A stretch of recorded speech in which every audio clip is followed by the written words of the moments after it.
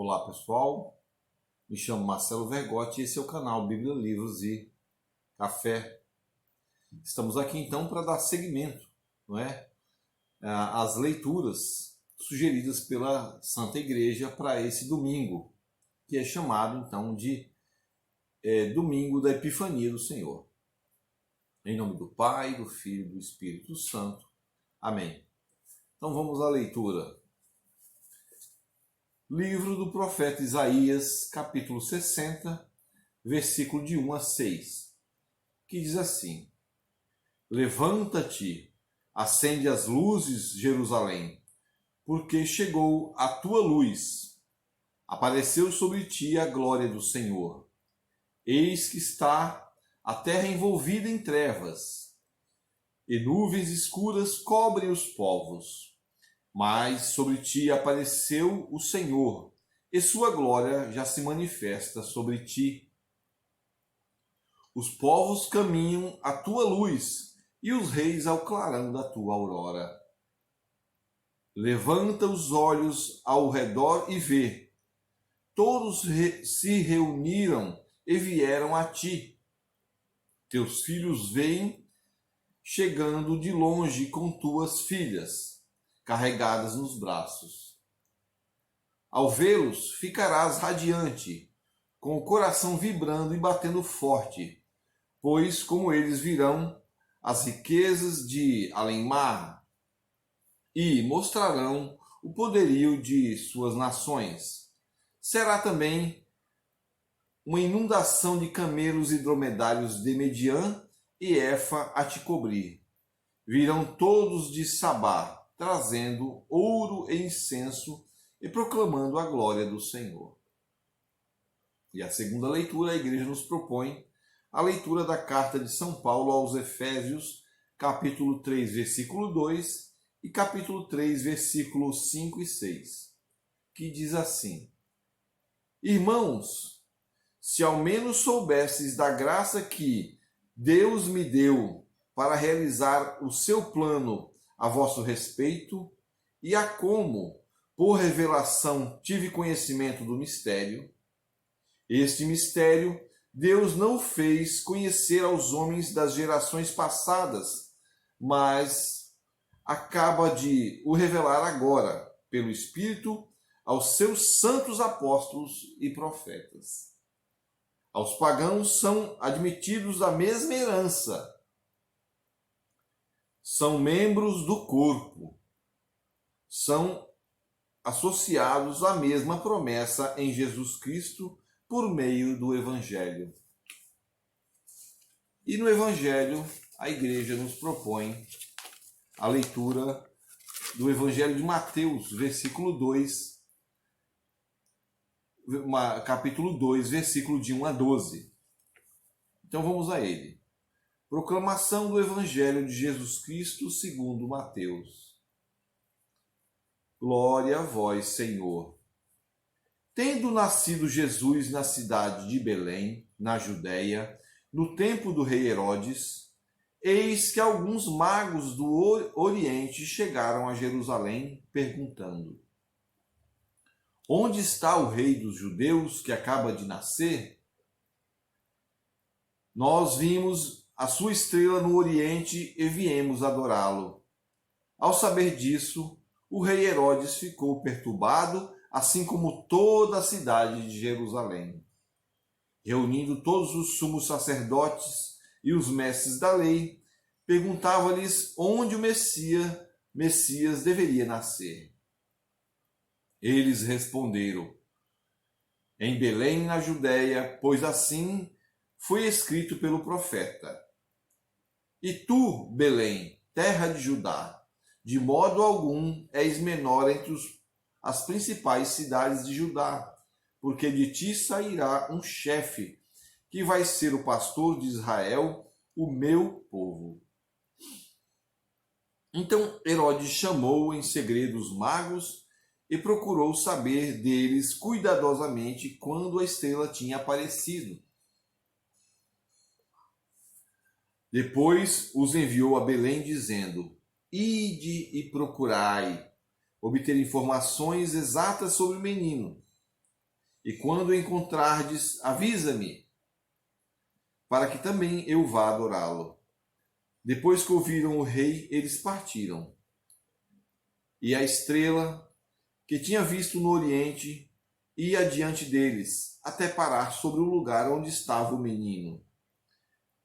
Ao verem de novo a estrela, os magos sentiram uma alegria muito grande. Quando entraram na casa, viram o menino com Maria, sua mãe. Ajoelharam-se diante dele e o adoraram. Depois abriram seus cofres e lhe ofereceram presentes: ouro, incenso e mirra. Avisados em sonho para não voltarem a Herodes, retornaram para a sua terra, seguindo por outro caminho. Palavra da salvação. Então, nós temos aqui, né, Epifania, né, quer dizer que o Senhor se manifesta. É a manifestação do nosso Senhor Jesus Cristo. Né? Então, o Verbo se faz carne e se manifesta. É importante nós pegarmos alguns aspectos aqui da leitura, né, para a gente interpretar. Hoje eu vou me concentrar só no Evangelho. O primeiro ponto é interessante a gente saber que são os magos, né? Os magos que saem das suas terras no Oriente e procuram a verdade, procuram o Verbo. Né? Eles querem adorar Deus verdadeiro. E por que há esse sentido, né? Esse movimento desses magos? Vocês sabem o que? Seriam que tipo de bruxos, ou gente que tem um outro tipo de crença, mas eles vêm à procura da verdade. Para isso, Santo Agostinho explica aqui no seu livro As Confissões, né, exatamente por que os magos fazem isso. Eu vou pedir licença para ler. Que diz assim: És grande, Senhor, infinitamente digno de ser louvado. Grande é teu poder, incomensurável a tua sabedoria. E o homem, pequena parte de tua criação, quer louvar-te. E precisamente o homem que, revestido de sua mortalidade, traz em si o testemunho do pecado e a prova de que resiste aos soberbos. Todavia, o homem, partícula da tua criação, deseja louvar-te. Tu mesmo o incitas ao deleite no teu louvor, porque nos fizestes para ti. E o nosso coração está inquieto enquanto não encontrar em ti descanso. É muito lindo essa passagem aqui da Santo Agostinho. É logo o primeiro parágrafo. É exatamente movido por essa vontade de adorar o Senhor, que tiraram os magos do Oriente e vieram à busca da verdade, a verdade do Cristo, né, do Verbo encarnado. Esses povos pagãos, né, e hoje tem vários povos pagãos, muitos deles é necessário que nós mostremos o menino, né, e digamos assim: olha, esse aqui é Jesus Cristo, esse é Deus, não é? E para isso, né, logo aqui no versículo 11, quando eles deixam Herodes e vão à busca do menino, você vai ler assim: quando entraram na casa, essa casa, meus amigos, é a igreja. Hoje é a igreja, é onde você encontra Jesus Cristo. Quando entraram na casa, viram o menino com Maria, sua mãe. Então Maria, ela está nesse contexto. É a casa, é a igreja onde você encontra Maria com o menino, né? Maria, sua mãe.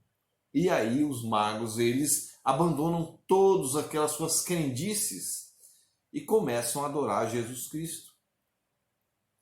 Mas é importante nós acreditarmos, né? O menino ali, né, Como seria difícil para alguém acreditar que aquela criança é Deus? Né? Aquela criança é Deus. Deus está velado num corpo de criança, numa frágil criança nos braços de uma pobre mulher. Então nós precisamos ter fé naquilo que Jesus Cristo disse na última ceia. Né? Eis aqui o meu corpo. Então Jesus Cristo diz exatamente: eis aí o meu corpo, e essa é a igreja que eu deixo, é a casa. Então nós católicos precisamos fazer uma aproximação nossa, nos aproximarmos da Sagrada Eucaristia. Se você não pode comungar, esteja presente diante nosso Senhor Jesus Cristo. E aí você deve seguir o exemplo desses magos. Não adianta dizer assim: eu vou rezar em casa, Deus está em todo lugar. Não. Deus está em todo lugar, ok. Mas a presença de Jesus Cristo na Eucaristia, ali ele está em presença real. E você tem que se apresentar ao nosso Senhor. E dizer: Senhor, eis aqui o seu servo, eis aqui o seu escravo. Não é? E aí a postura com que você deve se colocar diante do Senhor. Né? Senhor, eu sou o barro, né? Transforma a minha vida à sua maneira. Essa é a forma que nós devemos nos apresentar diante do Senhor. Então é importante que você vá à igreja e esteja presente diante do santo, da Sagrada Eucaristia.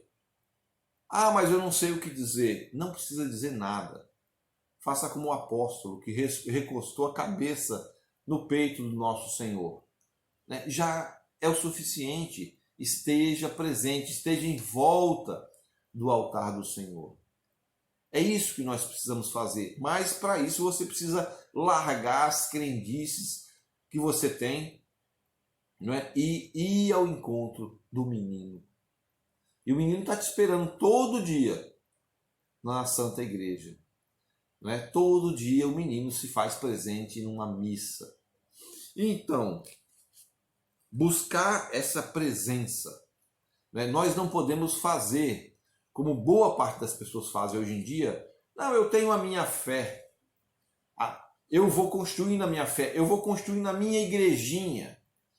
Né? É como aquele pessoal que foi fazendo, não é, em Babel, fazendo uma torre para chegar eles próprios a Deus. Não se chega a Deus dessa forma. Deus já deixou uma forma de se chegar a Ele. É a Sagrada Igreja e a sua presença na Eucaristia. Da mesma forma que Deus estava presente numa criança, não é? Agora Ele está presente na Eucaristia. E você precisa ir até Ele. Largar todos esses seus problemas para trás. Né? Inventar de que não, Deus está em todo lugar, eu rezo em casa, eu tenho a minha espiritualidade. Não, Jesus Cristo já deixou o caminho que leva a Ele. Não faça como o pessoal em Babel que quis inventar caminhos. Então, quando você abraça isso, aí há uma epifania do Senhor na sua vida. Há uma manifestação do Senhor em sua vida. Então, irmãos, só para citar então aqui a carta de São Paulo, não é? Ele diz assim: aos pagãos são admitidos a mesma herança. Muitas vezes somos nós. Você tem lá uma fé meia boca, se for a metade. Mas ele diz assim: são membros, os pagãos são admitidos à mesma herança, são membros do corpo. O corpo de Cristo é a igreja. Então, irmãos, vá à busca do menino. Saia da sua casa, vá à igreja, se coloque perante dele, se ajoelhe diante de Jesus Cristo que está presente na Eucaristia. Faça esse esforço. Você precisa sair de onde você está e ir até ele. E aí é importante um outro aspecto que nós precisamos adotar.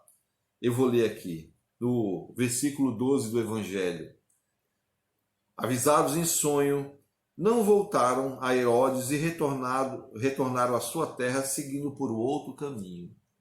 Então, quando você se coloca diante de Deus, do menino Jesus, né, começa a se colocar diante da Eucaristia e começa a comungar regularmente, você não volta mais por aquele caminho, que é o caminho das crendices, da idolatria, né, o caminho que te leva ao pecado. Você trilha um outro caminho, assim como os magos, que eram pagãos, acreditavam lá nas feitiçarias deles, voltaram por um outro caminho depois de adorar Jesus Cristo. Então, eu sugiro a todos, né, vamos à missa agora no próximo dia 5, não é? Dia 5. E indo à missa, você começa essa caminhada. Nós vamos fazer durante todo o ano a leitura dos evangelhos desse ano litúrgico A, né? Mas é importante que você faça esse esforço de sair da sua casa, ir até o menino e adorá-lo. Em nome do Pai, do Filho e do Espírito Santo. Amém.